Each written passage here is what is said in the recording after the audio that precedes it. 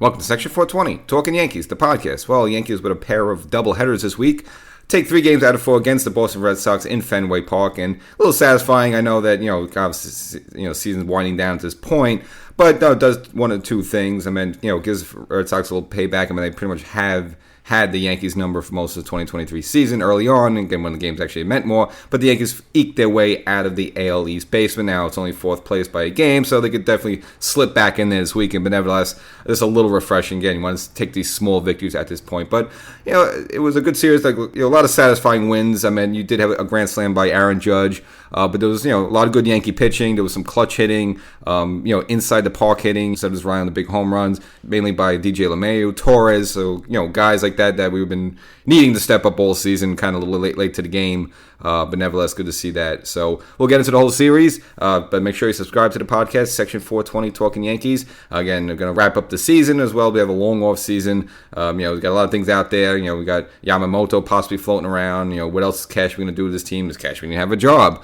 A lot of stuff there, so we'll discuss it all. Interviews, little Yankee history, little Yankee stories, all stuff. You got to be a podcast subscriber, so if you haven't done it already, make sure you subscribe to this podcast. So the Yankees, you could say that the season probably officially ended at home against the Milwaukee Brewers. I mean, just with, Dominguez gone and Luis Severino gone for the year. And I mean, they were probably mathematically in there like an inch. I believe on the latest YouTube episode at the time of recording, it was a 0.3% chance of making the postseason. So it's a 1/3 of 1%. So that's probably even less now. So at this point, you're just trying to close the season with some pride, hopefully to finish over 500. Just with some sort of dignity there, which would be insane just with this roster to finish under 500. But nevertheless, meeting the Boston Red Sox, they up defending for a 4-game set. Now, ironically, the first game was 9/11 Monday. Now, you remember actually on the 9/11 day, which was a Tuesday morning instead of Monday, it was actually the Boston Red Sox visiting the Yankees at Yankee Stadium. And of course, with the events that morning, the game was canceled.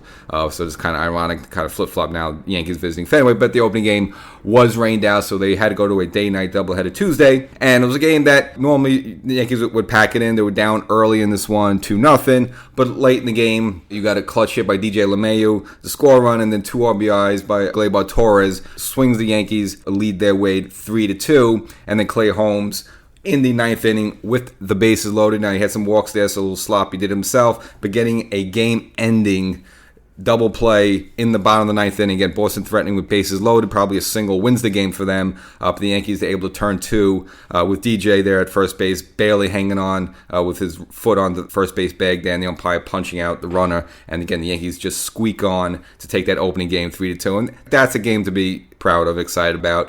No home runs, but just some good clutch hitting late. Good starting pitching, not great starting pitching, but just enough to keep him in the game there. And, of course, your bullpen closes out. And, Clay Holmes, that's just going to be another question the Yankees are going to have to solve this offseason. I mean, is he the closer? I mean, what's with this guy? He's got the stuff, but we see him up and down.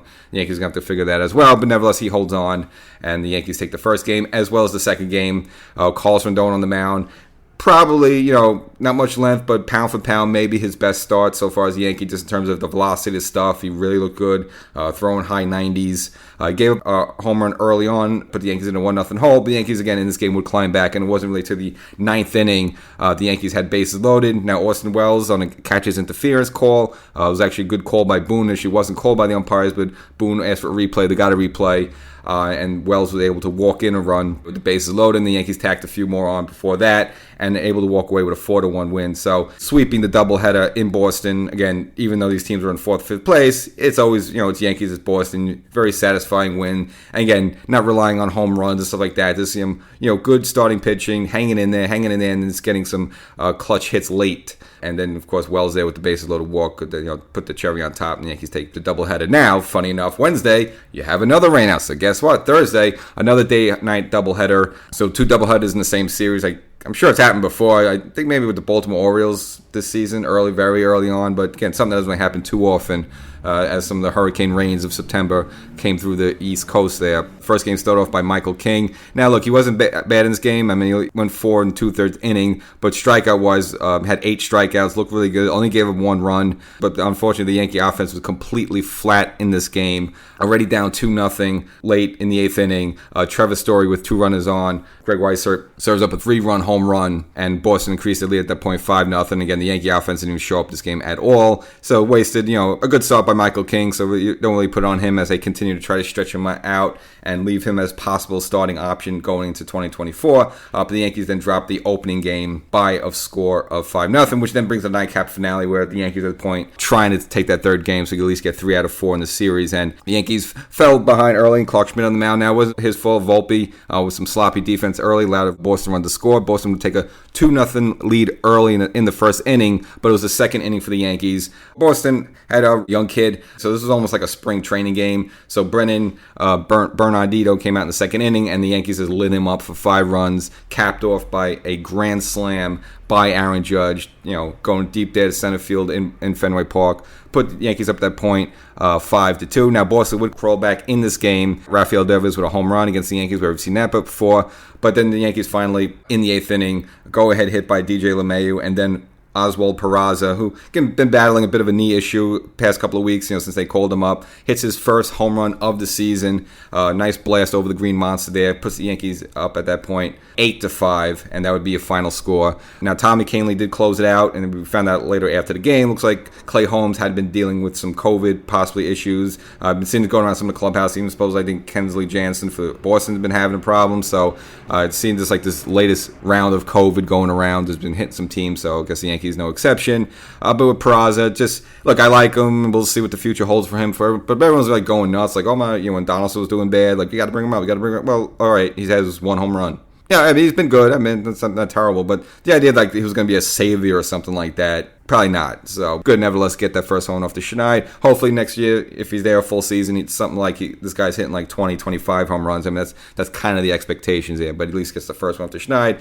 But more importantly, the Yankees split the second doubleheader and then overall take 3 games out of 4 against the Boston Red Sox. And we'll now move on to face Pittsburgh Pirates in Pittsburgh. That'd be kind of an interesting series. This season actually started out, Pittsburgh was actually one of the best teams in baseball. So it would have been nice if that would have continued, and of course, if this Yankee team would have been what we thought they would have been, that would have been a pretty cool road trip for the New Yorkers, like to go out there and visit some opposing ballparks. I've been to PNC Park; it's a really nice ballpark, very similar to Camden Yards. But of course, with Yankees out of it pretty much, and Pirates long out of it, it's just kind of a playing out the string and looking at young guys and stuff like that. So not really something going to make a 5-hour drive to Pittsburgh for, but I'm sure there'll be some Yankee fans there. So the Yankees, looking for these small victories at this point, increased their record to 74-73, so 1 game over 500, and again have eked out of the AL East basement right now in 4th place. So whatever you want to take with that, the little small victories there, and the Yankees will move on and we'll face Pittsburgh. And we'll catch you next time.